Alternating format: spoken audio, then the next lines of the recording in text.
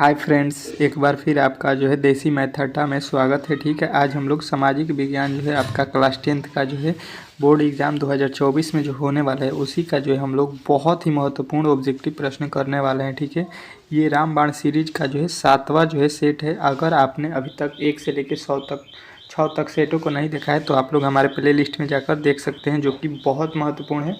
जो है ये रीड एंड पास का जो है बुक का जो है सॉल्यूशन आप लोग देख रहे हैं। ठीक है, सारे प्रश्न इसी से आएंगे। ये इसका नाम ही है पढ़ो और पास हो। ठीक है, बहुत महत्वपूर्ण है। ये अंतिम दिनों में आपको जो है निकाला जाता है। इसको एटम बम भी कहते हैं। ये साइंस सोशल साइंस जो है इसका सॉल्यूशन देख रहे हैं। ठीक है, तो अगर आपने अब तक हमारे चैनल को सब्सक्राइब नहीं किया है तो प्लीज़ चैनल को सब्सक्राइब कर लीजिएगा और वीडियो को लाइक कर दीजिएगा। अगर science, social science, Hindi, math, English सारे विषयों का जो है सॉल्यूशन देखना चाहते हैं तो ठीक है, चलिए पहला प्रश्न यहाँ पे आपके सामने जो है आ चुका है 7वां सेट का। ठीक है, कह रहा है आपका प्रश्न आपका कह रहा है प्रत्यक्ष लोकतंत्र स्थापित करने वाले देश स्विट्जरलैंड में महिलाओं को मताधिकार मिला। मतलब स्विट्जरलैंड में जो है महिलाओं को जो है वोट देने का अधिकार, मताधिकार, ये कब मिला तो आपको बताना है 1971। आपका जो है राइट आंसर है। ठीक है, अगला प्रश्न कह रहा है क्षेत्रवाद की भावना का दुष्परिणाम होता है तो आपको बताना है कि क्षेत्रवाद की जो है भावना का दुष्परिणाम जो है आपका जो है राइट आंसर हो जाएगा। क्या होता है? अलगाववाद जो है आपका राइट आंसर हो जाएगा। ठीक है, चलिए अगला प्रश्न देखिए आपके सामने आ चुका है। कह रहा है 15वीं लोकसभा चुनाव से पूर्व लोकतंत्र में महिलाओं की भागीदारी थी। 15वीं लोकसभा चुनाव से पूर्व लोकतंत्र में महिलाओं की भागीदारी जो है आपको बताना है कितनी थी तो 10% थी। ठीक है, चलिए अब जो है हम लोग अर्थशास्त्र पढ़ेंगे।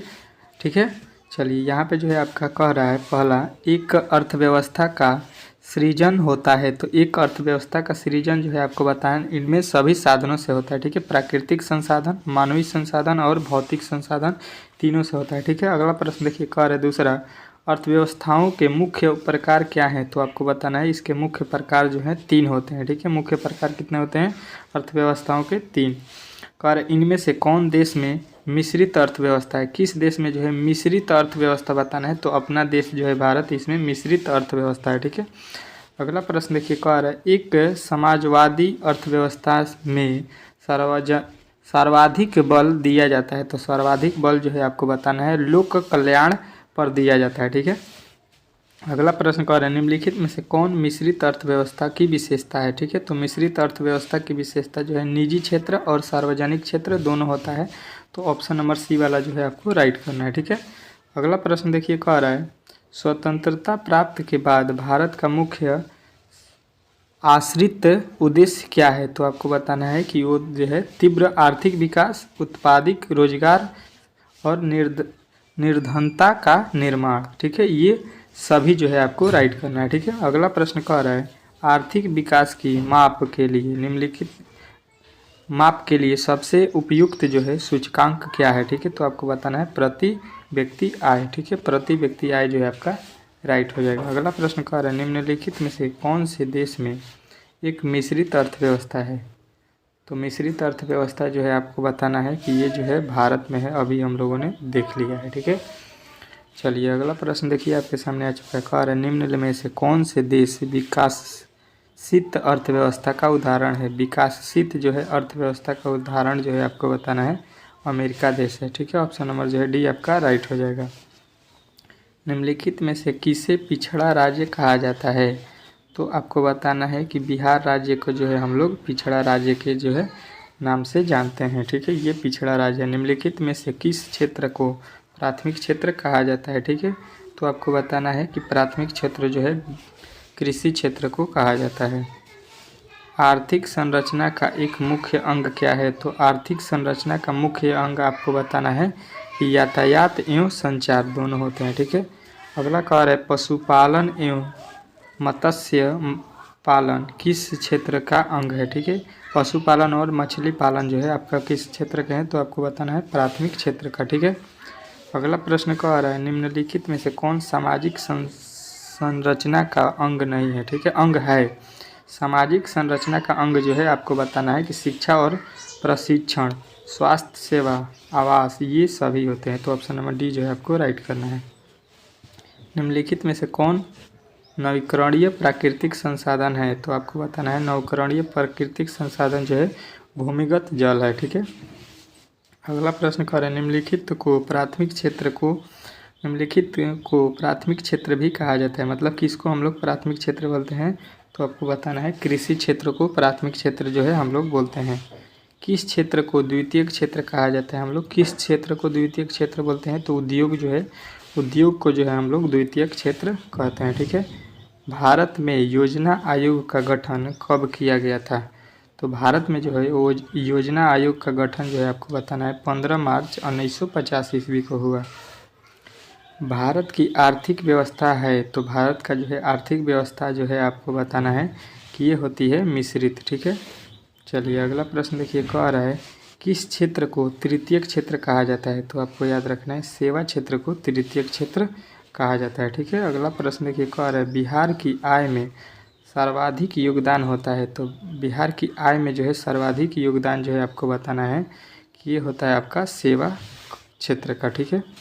अगला प्रश्न देखिए, कह रहे बिहार की अर्थव्यवस्था में प्राथमिक क्षेत्र का मुख्य अंग क्या है? तो आपको बताना है कि बिहार में जो है प्राथमिक अर्थव्यवस्था में प्राथमिक क्षेत्र जो होता है इसमें कृषि का होता है। ठीक है। कह रहा है राष्ट्रीय आय का अर्थ क्या है? तो राष्ट्रीय आय का अर्थ होता है कि उत्पादन के संसाधनों की आय। ठीक है।